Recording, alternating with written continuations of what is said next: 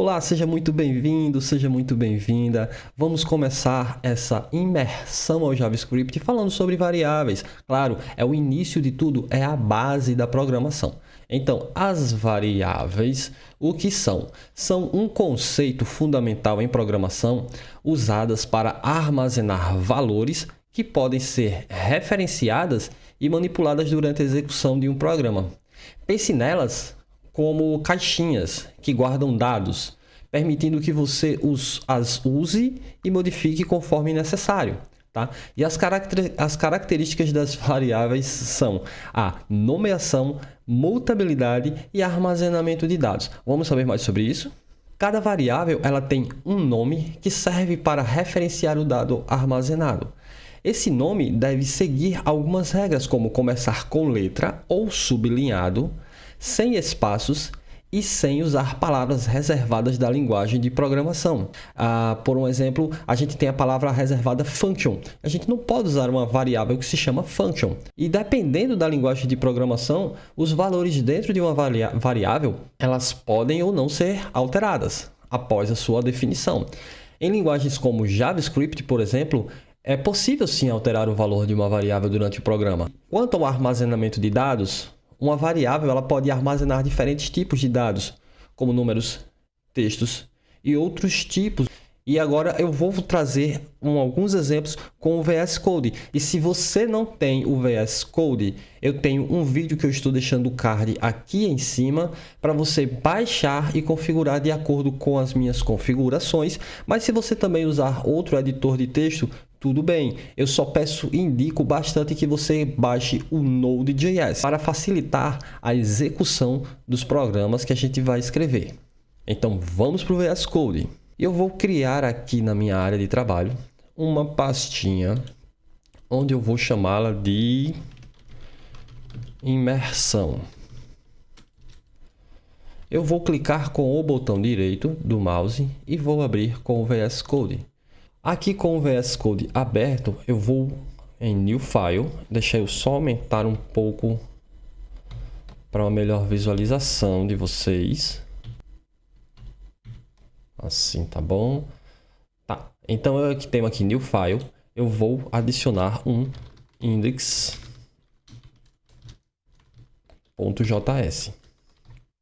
Opa!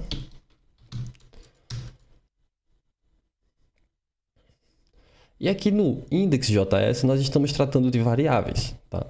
Eu vou só minimizar o explorador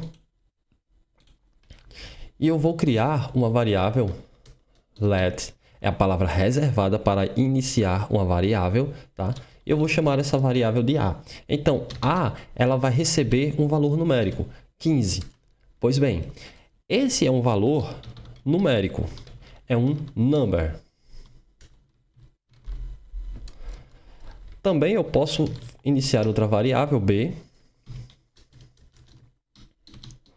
recebendo um valor que, veja só, eu preciso colocar aspas quando eu quero criar uma variável que é do tipo string. Eu vou criar aqui com o meu nome, Alex. Então, eu tenho outra variável que está armazenando outro tipo. E esse tipo é um string. Tá? Além desse number aqui, existem outras formas de a gente escrever um number. Por um exemplo, let's say, ele vai receber 6.6. Então, existe uma diferença entre esse number e esse primeiro number da linha número 1. Porque esse primeiro number ele é um inteiro. E esse segundo number, ele é um float.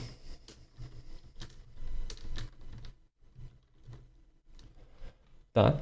Então, nós temos essa diferença.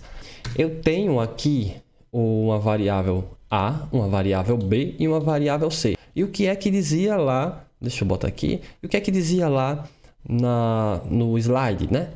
Veja só, vamos lembrar. No slide, eu trago aqui que elas servem para armazenar valores, tá? Então, como eu tenho esses valores armazenados nas variáveis com o nome A, B e C, eu posso, logo abaixo, começar a referenciar, posso começar a chamar essas variáveis. Vou fazer um console.log, console.log A. Eu vou fazer agora um comando que é o Ctrl J, pessoal. Ctrl J. E vou vir aqui em terminal, tá? Opa. Terminal aqui. E vou fazer um node. Espera. Node index.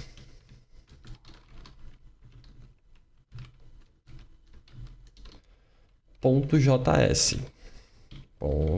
.js. E quando eu dou Enter aqui, pelo fato de eu ter o Node já instalado, ele vai me dar o valor da variável A. E agora eu vou fazer o seguinte, eu vou somar com C, tá? E vou fazer o mesmo comando, node index.js.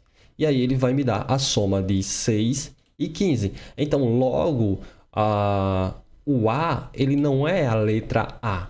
Logo, o C ele não é a letra C. Ele só seria A se ele estivesse em string. Nesse caso, sim, ele seria a letra A. E eu vou fazer mais uma vez aqui o node.js no terminal. E veja só, ele vai fazer A 6.6. E por que que acontece isso, tá? Quando eu tenho as letras aqui A mais C, ele vai procurar pelas variáveis A e C. E se eu colocar uma variável que não existe aqui, por um exemplo, o D, e eu for tentar fazer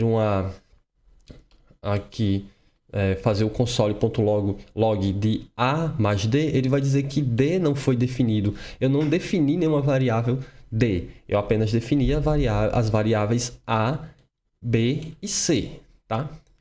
E o que é que acontece se eu tentar somar, nesse caso, A mais B?